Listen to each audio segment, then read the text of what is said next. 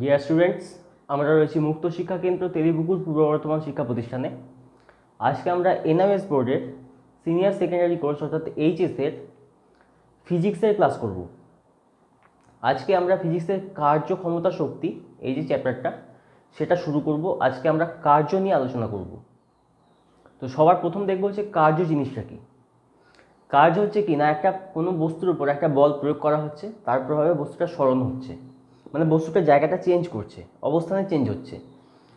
তো যদি চেঞ্জ হয় তখন আমরা বলবো সেই বলটা একটা কার্য করেছে বা বলটার দ্বারা একটা কার্য সম্পাদিত হয়েছে। এবার এর মান যদি নির্ণয় করতে হয় তাহলে কীভাবে করবো আমরা দেখে নিই একটু। মনে করছি একটা বস্তু রয়েছে এখানে, সেই বস্তুটার উপর একটা বল প্রয়োগ হয়েছে, বলটা হচ্ছে এফ পরিমাণ একটা বল, আর তার প্রভাবে বস্তুটা কী হয়েছে না, বস্তুটা ছিল এখানে, বস্তুটা সরে এখানে এসছে। তাহলে এই জায়গা থেকে এই জায়গা পর্যন্ত ওর একটা সরণ ঘটেছে, সেটাকে আমরা ধরছি হচ্ছে এস। তাহলে বলবো যে এই এফ পরিমাণ বল দ্বারা একটা কার্য হয়েছে, সে কার্যের পরিমাণ কত, সেই কার্যকে আমরা ডাব্লিউ দিয়ে চিহ্নিত করব, ওয়ার্ক। তো ডাব্লিউর পরিমাণ কত হবে, এফ আর এস তাদের গুণফল। এবার সব মানে এর ক্ষেত্রে আমরা কি দেখছি, বলটা কীভাবে প্রযুক্ত হচ্ছে বস্তুটার সঙ্গে, মানে সরণ যেদিকে বলটাও সেদিকে প্রযুক্ত হচ্ছে। তো এই রকম ক্ষেত্রে হচ্ছে সোজা হিসাব বল আর সরণকে গুণ করতে হবে, কিন্তু হতেই পারে যে বলটা ওইভাবে নয়, বলটা এইভাবে প্রযুক্ত হচ্ছে।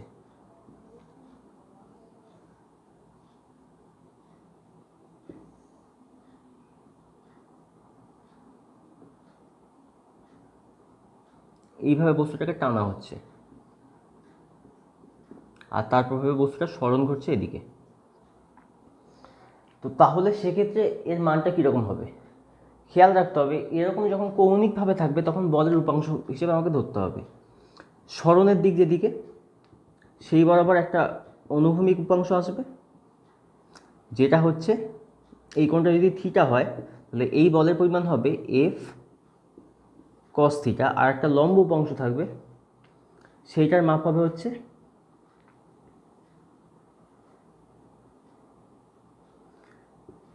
F sine theta. তো এফ সাইন থিটা লাগবে না, কারণ এফ সাইন থিটা জেনারেলি এটা করে আর কি, বস্তুটা ওয়েটটাকে নর্মালাইজ করে আর কি। তো এফ কস থিটা এটাই কাজটা করে।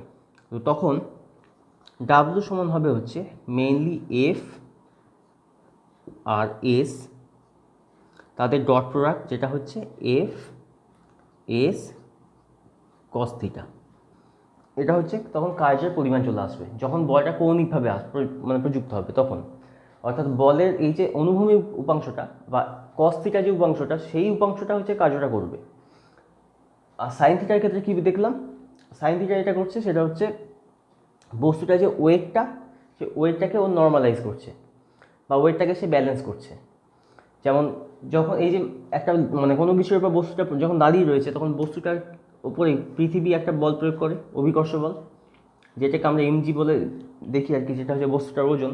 তো সেটাকে ব্যালেন্স করার জন্য আর কি, মানে যদি এটা যদি উল্টো দিকে সেম পরিমাণ বল না থাকে তাহলে বস্তুটা ভাঙতে ভাঙতে নামবে নিচের দিকে, ঠিক আছে। একটা বলের প্রভাবের জন্য বস্তুটা নামবে, তাহলে ওকে আটকাচ্ছে কে, সেই উল্টো দিকে একটা বল রয়েছে, সেই বলটাই হচ্ছে নর্মাল বল আর কি, যেটাকে বলা হয়। তো এটার ক্ষেত্রে সেই এফ সাইন থিটা সেই নর্মাল বলের সঙ্গে অ্যাড হয়ে এমজিকে কন্ট্রোল করে নিচ্ছে বা এমজিকে নর্মালাইজ করে নিচ্ছে। তো এটা হচ্ছে কার্যের ফর্মুলাটা, কার্য নির্ণয়ের formula F S cos theta. যখন এটা যখন অনুভূমিকভাবে থাকবে যখন, তখন নর্মাল গুণ করলেই হয়, কারণ কি না তখন এই থিটার মানটা তখন 0 ডিগ্রি আর কস 0 ডিগ্রি মান 1, অর্থাৎ তখন কস থিটার মানটা অ্যাড না করলেও চলে, কস থিটার মানটা যদি আমরা ইগনোর করে দিই তাহলেও চলবে। তো এটা ছিল হচ্ছে কার্যের পরিমাণ। নেক্সট আমরা দেখবো হচ্ছে কার্যের একক কী। কার্যের একক হচ্ছে জুল, আর কার্যের মাত্রা যেটা, কার্যের একক কি বললাম,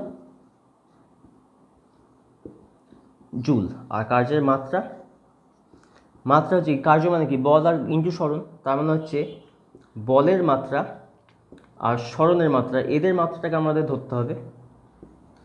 বলের মাত্রা হয় M L T to the পাওয়ার -2, আর সরণের মাত্রা হয় এল, তাহলে টোটাল কি হলো ml² (2) এটা হচ্ছে কার্যের মাত্রা। তো নেক্সট আমরা দেখবো এই যে কার্য আর কি কীভাবে মানে কার্য ধরনের। তাহলে আমরা দেখছি হচ্ছে কার্যের প্রকারভেদ। কার্য হচ্ছে দু টাইপের হবে, একটা হচ্ছে পজিটিভ, একটা হচ্ছে নেগেটিভ। পজিটিভ অর্থাৎ হচ্ছে যখন বল প্রয়োগ করা হচ্ছে আর মানে বল যেদিকে প্রযুক্ত হচ্ছে বস্তু সরানো সেদিকে হচ্ছে, ঠিক আছে, তখন সেটাকে বলা হবে হচ্ছে পজিটিভ কার্য। অর্থাৎ সেই বলটা একটা ধনাত্মক বা পজিটিভ ওয়ার্ক করেছে। কিন্তু যদি এমন হয় যে বল যেদিকে আর বস্তু সরণ তার উল্টো দিকে হচ্ছে, তাহলে সেক্ষেত্রে আমরা বলবো সেই বলটা একটা নেগেটিভ কার্য করছে, ঠিক আছে। এটা খুব ভালোভাবে বোঝা যাচ্ছে অভিকর্ষণ বিরুদ্ধে কোনো কিছুকে যখন ওপরে ছোড়া হয় বা সেটা যখন ওপর থেকে পড়ে, এই দুটো ক্ষেত্রে কীরকম, যখন কোনো কিছুকে ওপর থেকে মানে ওপরে ছোঁড়া হলো, যখন আমি একটা বলকে ওপর দিকে ছুঁড়লাম, তো তখন সেই বলটার ক্ষেত্রে কী হচ্ছে, বলটার সরণ প্রত্যেক মুহূর্তে আর কি ওপর দিকে উঠছে, মানে প্রত্যেক মুহূর্তে বলটার সরণের দিক হচ্ছে এইটা, কিন্তু বলটার ওপর পৃথিবীর যে আকর্ষণ বল সেটা কিন্তু অলওয়েজ নিচের দিকে, ঠিক আছে। তাহলে এই ক্ষেত্রে হচ্ছে যখন বলটা ওপর দিকে উঠছে তখন সেক্ষেত্রে কী হচ্ছে না, পৃথিবীর এই যে অভিকর্ষ যে বল যেটা সেটা কিন্তু নেগেটিভ কার্য করছে। সেটা কীভাবে বুঝবো না, এই যে দুটো লাইন রয়েছে এদের মধ্যবর্তী যে কোণটা, সেই কোণটা কত, এই জায়গায় তৈরি হবে কোণটা, এই কোণটা হচ্ছে 180°। তাহলে সেক্ষেত্রে এফএস কস থিটা সেটা হচ্ছে এফএস কস 180°, আর কস 180° মান হয় -1, এটা হয়ে যাচ্ছে মাইনাস এফএস। তখন তার মানে কার্য যেটা এলো সেটা নেগেটিভ পেলাম। তাই যখন বলের বিরুদ্ধে সরণ ঘটে আর কি, তখন সেক্ষেত্রে কার্যটা হয়ে যাবে নেগেটিভ ওয়ার্ক। আর যদি কোনো কিছু উপর থেকে যখন মানে ফেলা হচ্ছে যখন, তখন সেটা নিচের দিকে পড়ছে, অর্থাৎ তার সরণে যেদিকে তার উপর অভিকর্ষ যে বল যেটা আর কি mg, এটা সেটাও নিচের দিকে, তাহলে দুটো দিক সেম, তাহলে সেক্ষেত্রে থিটার মানটা 0°। তখন ওয়ার্ক কত আসবে, এফ এস কস 0° মানে এফ এস, ঠিক আছে। এইভাবে কার্যটা তৈরি হবে। এবার কোনো কিছুকে যখন উপর থেকে ফেলছি বা যখন ছুঁড়ছি আর কি, তখন সেই কার্যের এক্স্যাক্ট পরিমাণটা কত, আমি ধরে নিচ্ছি যে এই যে হাইটটা আর কি, এই হাইটটা হচ্ছে এইচ, এটাকে এইচ ধরা হলো। তাহলে অভিকর্ষ যে বল কতটা কার্য করছে এক্ষেত্রে, অবশ্যই নেগেটিভ কার্য করবে যেহেতু ওপর দিকে উঠছে। তাহলে তখন ডাব্লু কী আসবে, তখন ওর ওপর বল যেটা সেটা হচ্ছে mg, আর ওর সরণ কতটা ঘটছে না এইচ পর্যন্ত গেছে, তাহলে mgh, আর আগে মাইনাস চিহ্ন, ঠিক আছে। এটা হচ্ছে তখন এর কার্যের পরিমাণ। আর যখন ওপর থেকে নিচের দিকে পড়ছে তখন আমি ধরছি এই জায়গা থেকে এই পর্যন্ত যেটা আর কি, সেইটা হচ্ছে এইচ। তাহলে তখন কার্যের পরিমাণ কত আসছে, mg, এটা হচ্ছে বলের পরিমাণটা, আর সরণ বলতে এই উচ্চতাটা h, mgh, তখন সেটা হচ্ছে প্লাস mgh। তাই যখন কোনো বস্তুকে আর কি যখন ওপর থেকে নিচে ফেলা হয় তখন সেই তার মানে অভিকর্ষ যে বল দ্বারা কার্যের পরিমাণ হচ্ছে mgh, আর যখন কোনো বস্তুকে যখন মানে উপর দিকে ছোড়া হয় তখন কার্যের পরিমাণ হয় -mgh। তো এই দুটো ফর্মুলা, এই দুটো মাথায় রাখতে হবে, কোন ফর্মুলাটা কোন কেসে ব্যবহার হচ্ছে সেটা একটু মাথায় রাখতে হবে। তো এটা হচ্ছে কার্যের পরিমাণ অভিকর্ষ যে বলের ক্ষেত্রে। এবার হচ্ছে হতেও পারে যে বল প্রয়োগ হয়েছে কিন্তু কার্য হয়নি, কার্যের পরিমাণ 0, এটাও একটা হতে পারে। কীভাবে হতে পারে, দুটো কেসে হতে পারে।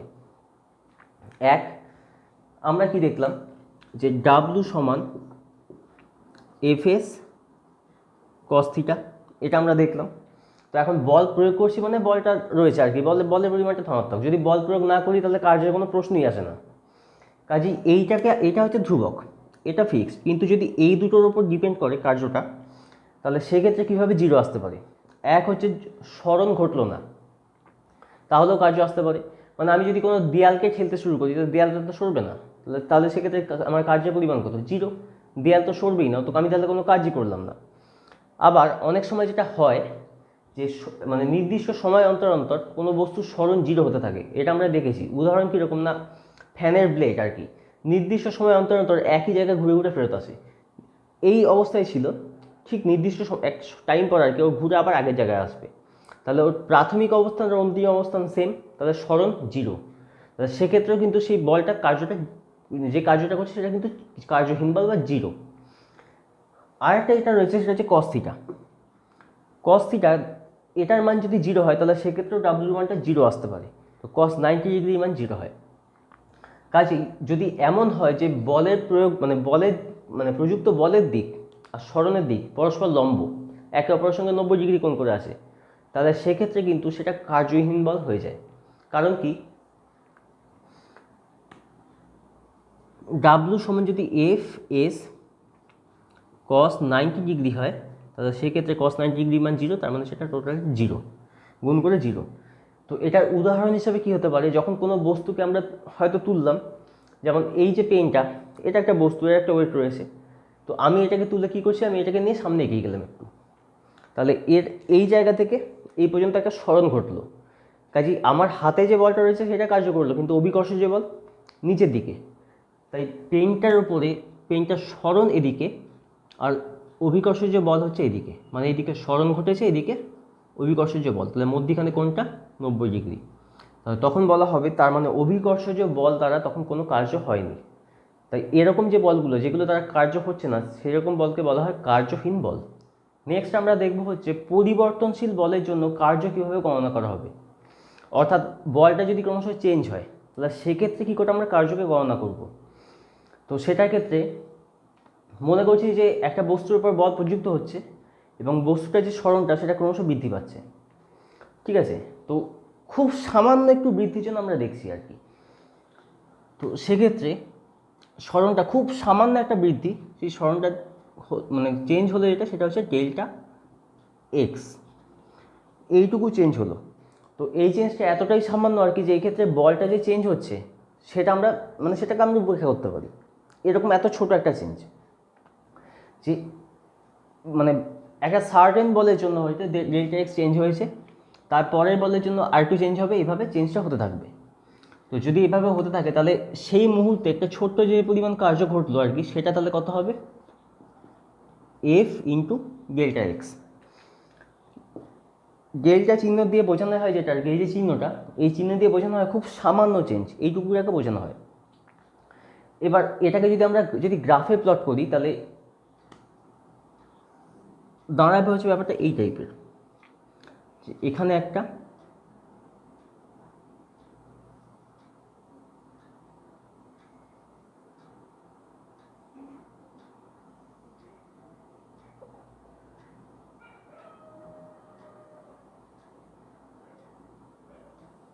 এরকমভাবে একটা ব্যাপার চলে আসবে যদি গ্রাফে প্লট করি। এই প্রত্যেকটা গ্যাপ হচ্ছে ডেল্টা এক্স, এই প্রত্যেকটা যে গ্যাপ রয়েছে এইখানে যে গ্যাপটা, এই জায়গাটা নেওয়া হচ্ছে সরণকে, সেটাকে আমরা এক্স হিসেবে নিচ্ছি, আর এই জায়গায় নেওয়া হচ্ছে বলকে এফ হিসাবে। তাহলে ওভারঅল যে কার্যটা সেটা তাহলে কী হবে, টোটাল যে এরিয়াটা, সেই এরিয়াটার পরিমাণটা, তাহলে সেই তখন কার্য যেটা হবে সেটা হচ্ছে, এখানে যে এইটার জন্য যে কার্যটা পেলাম সেটা হচ্ছে এফ ডেল্টা এক্স, সেরকম এটার ক্ষেত্রে আর একটা আসবে। তো এইভাবে সেটাকে যদি আমরা সাম করি আর কি, প্রত্যেকটা এরিয়াকে যদি আমরা যোগ করে ফেলি, তাহলে যেটা পাবো সেটা হচ্ছে টোটাল কার্য, ঠিক আছে। এটা ছিল হচ্ছে পরিবর্তনশীল বলের জন্য কার্যকে কীভাবে গণনা করা হয়। নেক্সট আমরা দেখব হচ্ছে স্প্রিংয়ের ক্ষেত্রে কীভাবে কার্য গণনা হবে। একটা স্প্রিংকে যদি আমরা দেখি আর কি, যখন স্প্রিংটাকে এমনি রাখা রয়েছে, তখন স্প্রিংটার যে শেপটা আর কি, সেটা হচ্ছে এরকম একটা শেপ থাকে, এরকমভাবে থাকে স্প্রিংয়ের শেপটা। তো এটা নর্মাল অবস্থা, একদম ওর উপর কোনো প্রেশার দেওয়া হয়নি। এখন স্প্রিংয়ের ক্ষেত্রে ব্যাপারটা সেটা হচ্ছে স্প্রিংকে দুরকমভাবে দেখা যায়। একটা হচ্ছে স্প্রিংকে আমরা চেপে ধরতে পারি, আর একটা হচ্ছে আমরা স্প্রিংকে টেনে বাড়াতে পারি, অথবা দুটোই করতে পারি। কিছু স্প্রিং আছে যেগুলোকে চেপে বসানো যায় না, একদম গায়ে গায়ে লাগোয়া, আমরা ওটাকে টেনে বাড়াতে পারবো। কিছু স্প্রিং আছে সেটা তার একদম অন্তিম দৈর্ঘ্যতে পৌঁছে গেছে, তাকে আমরা খালি চেপে ছোটো করতে পারবো, বড় করতে পারবো না। আর কিছু স্প্রিং আছে তাদেরকে আমরা টেনে বাড়াতেও পারবো, আবার ছোটও করতে পারবো। তো যাই করি না কেন, যদি আমি এখানে একটা ওয়েট দিয়ে দিই, এখানে একটা ওয়েট আমি দিয়ে দিতাম, তাহলে সেই ক্ষেত্রে কী হবে, স্প্রিংটা একটু দৈর্ঘ্যটা বৃদ্ধি পাবে, তাই তো? তাহলে ওয়েটটা না হয় স্প্রিংটা দৈর্ঘ্য বাড়াচ্ছে, কিন্তু স্প্রিংটা তাহলে কী করছে, স্প্রিংটা কিন্তু ওয়েটটাকে পুরোটা নামতে দিচ্ছে না, স্প্রিংটা ওয়েটটাকে উপর দিকে তোলার চেষ্টা করছে। তাই স্প্রিংয়ের ক্ষেত্রে কৃতকার্যের যে মানটা সেটা সবসময় হয় নেগেটিভ, ঠিক আছে? স্প্রিংয়ের ক্ষেত্রে কৃতকার্যের মান সবসময় নেগেটিভ। এখন যদি খুব ভালো করে যদি এটা যদি নিজেরা পরীক্ষা করি তাহলে বুঝতে পারবো যে একটা স্প্রিংকে যখন আমি টেনে বাড়ানোর চেষ্টা করছি বা চেপে ধরার চেষ্টা করছি, যাই করি না কেন, যত বেশি পরিমাণ ওটাকে বাড়াতে যাব তত বেশি জোর দিতে হবে, বা যেটা গুটোবে আর কি, সেটাকে যত বেশি গুটানোর চেষ্টা করব তত বেশি জোর দিতে হবে। যেমন গাড়ির হাইড্রোলিকের ক্ষেত্রে এটা ভালো বোঝা যায়, স্প্রিংটাকে গুটানোর জন্য আর কি, বেশি ছোটো করার জন্য আর কি, হাইড্রোলিকটাকে বেশি বসানোর জন্য বেশি ওয়েট লাগে। ও মানে খুব ওয়েটে যদি কোনো লোক, সে যদি যখন গাড়িতে বসে তখন গাড়িটা বেশি বসে যাবে, কিন্তু যদি বেশি মানে যার ওয়েটটা কম সে যদি গাড়িতে বসে তখন স্প্রিংটা অতটা ঘুরবে না, একটু কম মানে একটু একটু এগিয়ে থাকবে, একটু ছড়ানো থাকবে।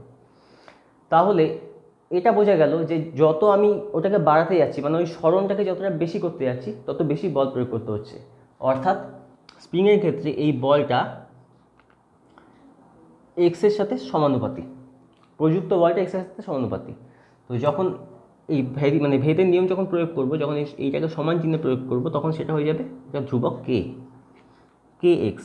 আর যেহেতু বল আর মানে বলের প্রয়োগ মানে প্রয়োগ দিক আর সরণের প্রয়োগ দিকটা সেটা আলাদা, স্প্রিংয়ের জন্য খালি, নিজেদের জন্য না, স্প্রিংটার জন্য, তাহলে সেক্ষেত্রে আর একটা মাইনাস চিহ্ন বসবে।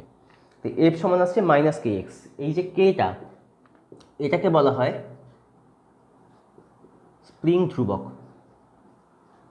স্প্রিংটা কতটা পাওয়ারফুল সেটা ডিপেন্ড করে এই স্প্রিং ধ্রুবকের উপরে।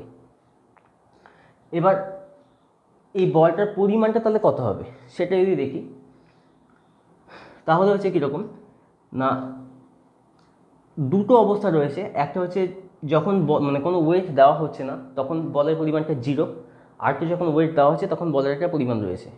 তো সেইটাকে আমরা ধরছি হচ্ছে এফএস। তাহলে গড় বল কত আসছে, 0 প্লাস এফএস বাই 2, ঠিক আছে?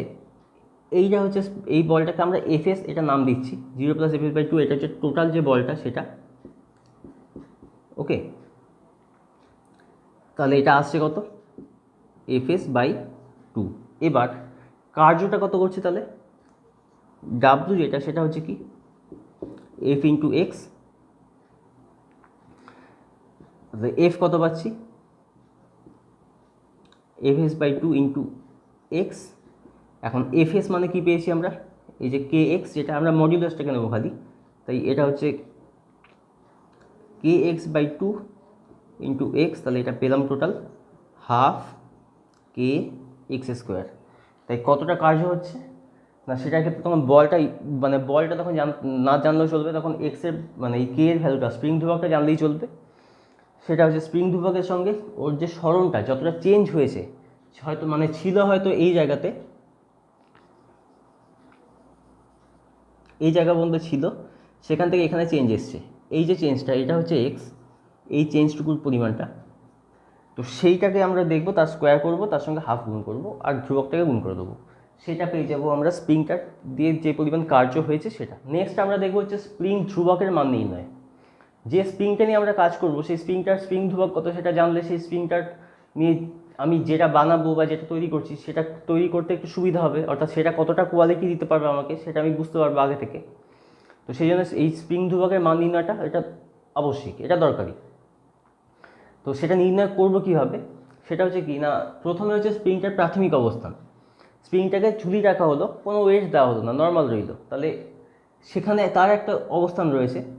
এবার হচ্ছে কি একটা ওয়েট দিলাম, একটা এম ভরের একটা ওয়েট আমি মানে একটা কিছু ভার কিছু আমি সেটা বসালাম, তাহলে সেটা যেহেতু একটা ওটা ভারী জিনিস তাহলে ওটা তো নিচের দিকে নামবে, স্প্রিংটাকে টেনে বাড়িয়ে নেবে। তো বাড়িয়ে নিয়ে তার অবস্থান হয়েছে এখানে। তো আমি দেখলাম যে এতে যে গ্যাপটা যেটা, সেই গ্যাপটা হচ্ছে এস। এটা হচ্ছে স্প্রিংটার দৈর্ঘ্যটা এতটা বৃদ্ধি পেয়েছে। তাহলে আমরা দেখেছি স্প্রিংয়ের ক্ষেত্রে হচ্ছে এফ সমান আর কি প্রযুক্ত বল সমান কী হয়, কে ইন্টু এস, ওখানে এক্স ধরা ছিল এখানে এস ধরা হয়েছে। এবার এফের পরিমাণ কত, এমজি, আমি তো এক্সট্রা কোনো বল প্রয়োগ করছি না, আমি শুধু ওয়েটটাকে দিয়েছি, তাহলে এই ওয়েটের পরিমাণ এমজি। তো এমজি সমান হচ্ছে কে ইন্টু এস, তার মানে এখান থেকে পাওয়া গেল কে সমান হচ্ছে এমজি বাই এস। অর্থাৎ যে স্প্রিংটা নিয়ে নিয়ে কাজ করছে আর কি, সেই স্প্রিংটার উপর যে ওয়েটটা দেবো, যে ভারটা দেবো, তার ওজনটা আমাকে জানতে হবে, মানে সেটার ভর কত সেটা জানতে হবে। আর একটা কি না, ওই চেঞ্জ কতটা হয়েছে সেটা আমাকে দেখতে হবে। তারপর কি করব না, সেই ভরটার সঙ্গে জি গুণ করবো, দিয়ে যেটা পেরোবে তাকে ওই সরণটা দিয়ে বা ওই চেঞ্জটা দিয়ে, দৈর্ঘ্য বৃদ্ধিটা দিয়ে ভাগ করে দেবো। তাহলে আমি পেয়ে যাবো হচ্ছে স্প্রিং ধ্রুবকের মানটা, এবং সেখান থেকে আমরা যে জিনিসটাই তৈরি করি না কেন সেটা তখন আমরা হিসাব করতে পারবো। খুব ছোটোখাটো যদি হিসেবে বলা হয় আর কি, যেমন ছোটোদের খেলনা হিসেবে এয়ার গান ইউজ করা হয়। এয়ার গানের ভেতরে হচ্ছে, এয়ার গানের যে টেকনোলজি সেটা যদি একটু দেখি আর কি, তাহলে ভেতরে হচ্ছে যে খুব আমরা কমনলি দেখতে পাই হলুদ রঙের ছোটো ছোটো বুলেট দেওয়া থাকে ওখানে। তো আর এর বাইরে আর কি, যখন মানে বন্দুকটাকে যখন লোড করা হচ্ছে তখন একটা স্প্রিং রয়েছে, যে স্প্রিংটা কিন্তু গুটিয়ে দেওয়া হচ্ছে। লোড করা হচ্ছে মানে হচ্ছে গুটিয়ে দেওয়া হচ্ছে। এবার যখন গুটি দেওয়া হলো তখন ওর মধ্যিখানে বাতাস জমে গেল এবং সেটা স্টোর হয়ে গেল। যখন প্রেস করবো, যখন ট্রিগার প্রেস করা হবে, তখন ওই স্প্রিংটা মানে জায়গা পেয়ে যাবে, সরার জায়গা পেয়ে যাবে। সরার জায়গা পেলে ও তখন পুরো যে উপরে যে মানে ওর সঙ্গে যে ভাতটা লাগানো রয়েছে সেই ভাতটাকে এগিয়ে দেবে। আর বাতাসের চাপেতে ওই বুলেটটা তখন নলের মধ্যে দিয়ে ছিটকে বেরিয়ে যাবে। এটা হচ্ছে এই এয়ারগানের টেকনোলজিটা। তো তাহলে সেই স্প্রিংটা মানে বাতাসটাকে কতটা জোরে প্রেশার দিতে পারবে, বাতাসের প্রেশারটা কতটা বাড়াতে পারবে, সেটা ডিপেন্ড করবে কার উপরে, স্প্রিংটা কতটা স্ট্রং হবে তার উপর। সেটার জন্য স্প্রিং যে ধ্রুবকটা সেটা জানা উচিত। যদি সেই জায়গাতে একটা খুব খুব কম যদি একটা স্প্রিং দেওয়া হয়, তাহলে সেক্ষেত্রে এয়ারগানের বুলেট বেশি দূর যাবে না, ঠিক আছে। আর যদি স্প্রিংটা যদি বেশ টাইট হয়, তাহলে সেক্ষেত্রে বেশ যদি স্ট্রং হয়, তার স্প্রিং ধ্রুবকটা যদি বেশ একটু বেশি পরিমাণ হয়, তাহলে সেক্ষেত্রে তখন বুলেটটা অনেক দূর পর্যন্ত ছিটকাতে পারবে। তো এই ছিল হচ্ছে কার্যক্ষমতা শক্তির কার্য এই অংশটা। আজকের ক্লাসটা আমরা এখানেই শেষ করলাম। পরবর্তী ক্লাসে আমরা ক্ষমতা ইত্যাদি নিয়ে আলোচনা করব।